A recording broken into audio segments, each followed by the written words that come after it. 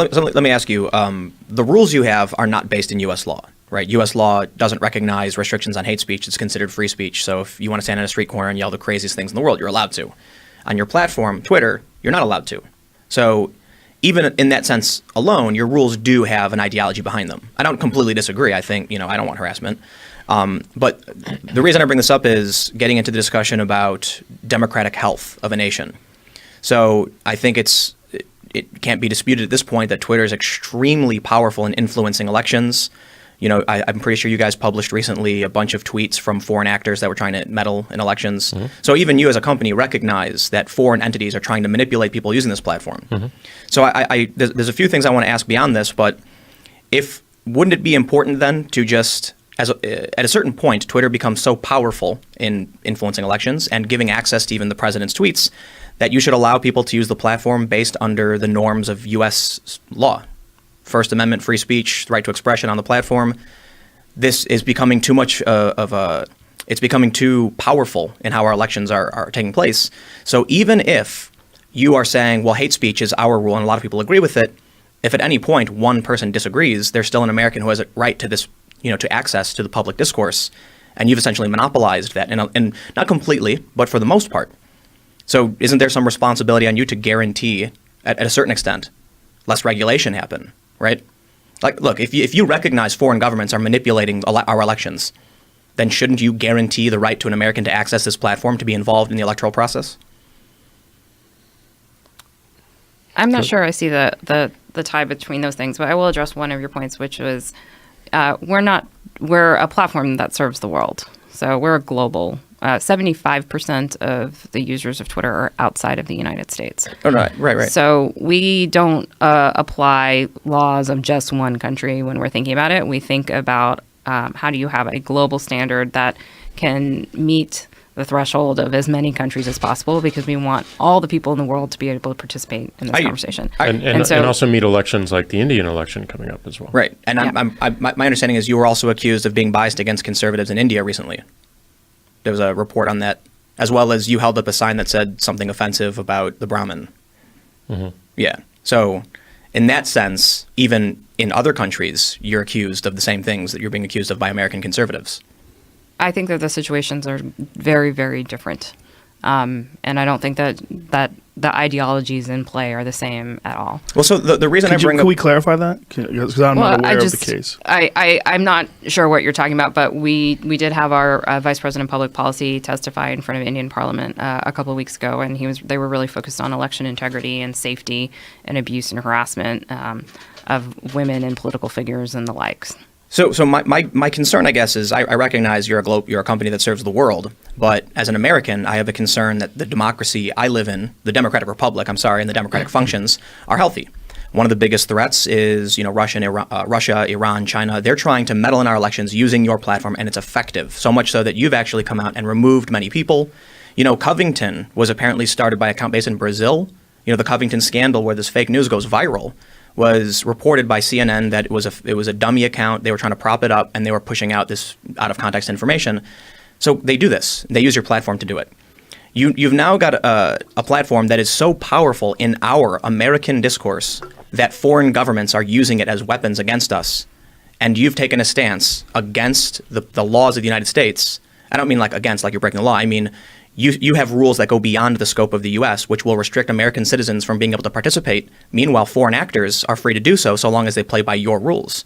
So our elections are being threatened by the fact that if there's an American citizen who says, I do not believe in your misgendering policy, and you ban them, that person has been removed from public discourse on Twitter. Right, but they don't get banned for saying they don't agree with it. They get banned for specifically violating it by targeting an individual. Let's say in protest, an individual repeatedly says, no, I refuse to use your pronouns, in like Meghan Murphy's case. And she's a Canadian, so I don't want to use her specifically.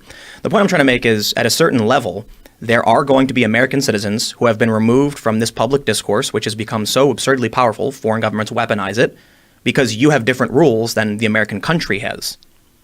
So just to be clear, my understanding, and I'm not expert on all the platforms, is that foreign governments use multiple different ways to interfere in elections. It is not limited to our platform, nor is it limited to social media. But the president is on Twitter.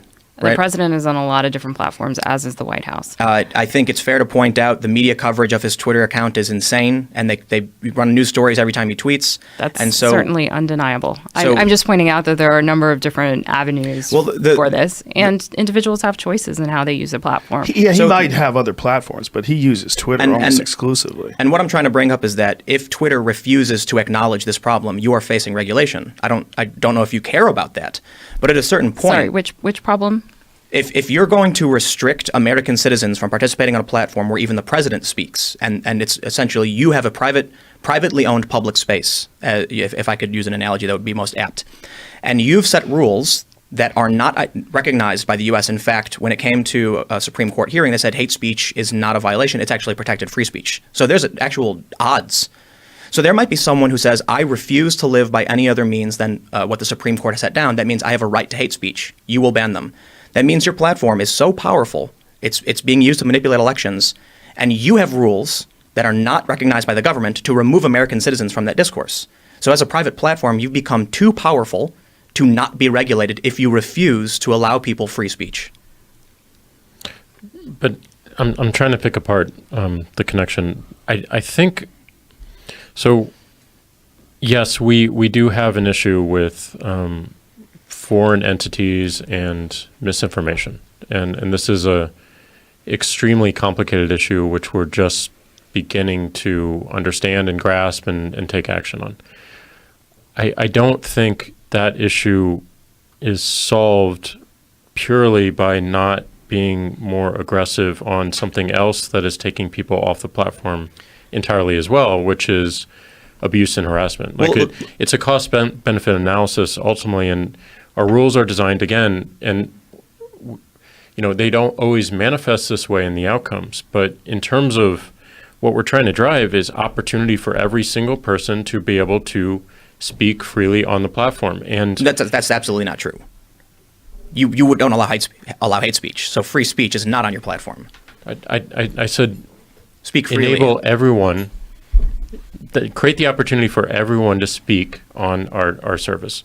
Unless it's hate speech, right? And in part of that, the recognition that we're taking action on is that when some people encounter particular conduct, that we see them wanting to remove themselves from the platform completely, which goes against that principle of enabling everyone to speak or giving people the opportunity to speak. Our rules are focused on the opportunities presented, and we have particular outcomes to make sure that those opportunities are as large as possible. Let's separate the point I made about foreign governments was just to explain the power that your platform holds and how it can be weaponized. We'll separate that now. When Antifa shows up to Berkeley and bashes a guy over the head with a bike lock, that is suppressing his speech, right? That's an act of physical violence. However, when Antifa links hands and blocks a door so that no one can go to an event, that is also legally allowed.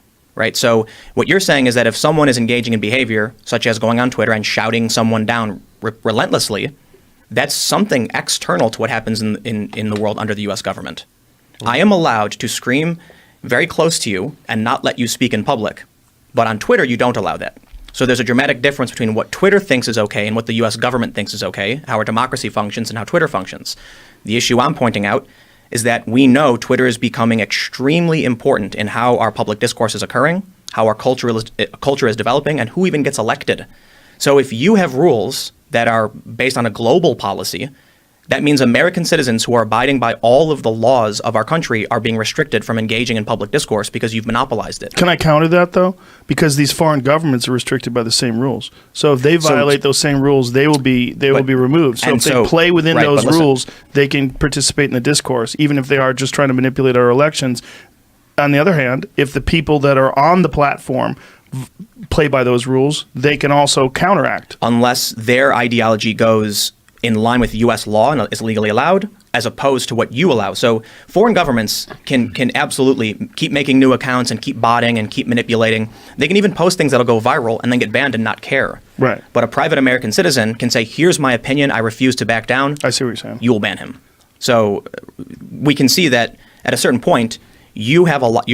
Twitter is slowly gaining, in my opinion, too much control from your personal ideology based on what you've researched, what you think is right, over American discourse. If Twitter, and this is my opinion, I'm not a lawmaker, but I would have to assume if Twitter refuses to say in the United States you are allowed to say what is legally acceptable, period, then lawmakers' only choice will be to enforce regulation on your company.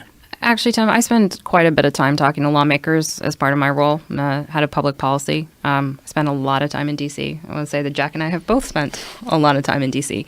And I think from the perspective of lawmakers, they, across the spectrum, are also in favor of policing abuse and harassment online and bullying online. Well, those are things that people care about because they affect their children and if they affect their communities and they affect individuals. And so I don't think that, and as a private American business, we can have different standards than what an American government-owned corporation or American government would have to institute. Those are two different things. And I understand your point about the influence, and I'm not denying that. Certainly, Twitter is an influential platform. But like anything, whether it's the American law or the rules of Twitter or the rules of Facebook or rules of any platform, there are rules, and those rules have to be followed. So it is your choice whether to follow those rules and to continue to participate in a civic dialogue, or it is your choice to not do that. Absolutely. You've monopolized public discourse to an extreme degree, and you say my way or the highway. Tim, we haven't monopolized it. There are many different avenues for people to continue to have a voice. There are many different platforms that offer that. We are a largely influential one. I'm not trying to take away from that, and we're a very important one. You don't need to be the most important. It's just that you are extremely important. And that's a compliment. Twitter has become extremely powerful. But at a certain point, you should not have the right to control what people are allowed to say. No private look, I'm a social liberal. I think we should regulate you guys because you are unelected officials running your system the way you see fit against the wishes of a democratic republic, and there are people who disagree with you who are being excised from public discourse because of your ideology. That terrifies me. And we can take it one step further. So Tim, just so I understand, so are you suggesting that we don't have any policies around abuse and harassment on the platform? I'm trying to understand what it is you're saying because I'm not sure I'm following you. So you don't think we should have any rules about abuse and harassment? So even the threats that you received that you under mentioned U.S. that we law. didn't, but you mentioned a number of threats that you received and you were quite frustrated that we hadn't taken action on them. You think we shouldn't have rules that? I'm frustrated because of the hypocrisy of when I see the flow of one direction, and then what I see are Republican politicians who, in my opinion, are just too ignorant to understand what the hell's going on around them. And I see people burning signs that say free speech. I see you openly saying we recognize the power of our platform and we're not going to abide by American norms. I see the manipulation of Twitter in violation of our elections. I see Democratic operatives in Alabama waging a false flag campaign using fake Russian accounts, and the guy who runs that company has not been banned from your platform. Even after it's been written by the New York Times he was doing this. So we know that not only are people manipulating your platform, you have rules that remove honest American citizens with bad opinions who have a right to engage in public discourse, and it's like you recognize it, but you like having the power? I'm not quite sure at what point... So just to get back to my point, so you believe that Twitter should not have any rules about abuse and harassment or any sort of hate speech on the platform. That's your position. Well, that's extremely reductive. I don't know, that may be too simplistic. The point I'm trying to make is... But that is the point you're trying to make. You're asking us to comply with the U.S. law that would criminalize potential speech and put people in jail for it, and you're asking us to enforce those standards. Well, I mean, if you incite death, that's a crime. You can go to jail for that. So at the very least, when you have people on your platform who've committed a crime and you don't ban them, I say, well, that's really weird. And then when you have people on your platform who say a bad, naughty word, you do ban them. I say, oh, that's really weird.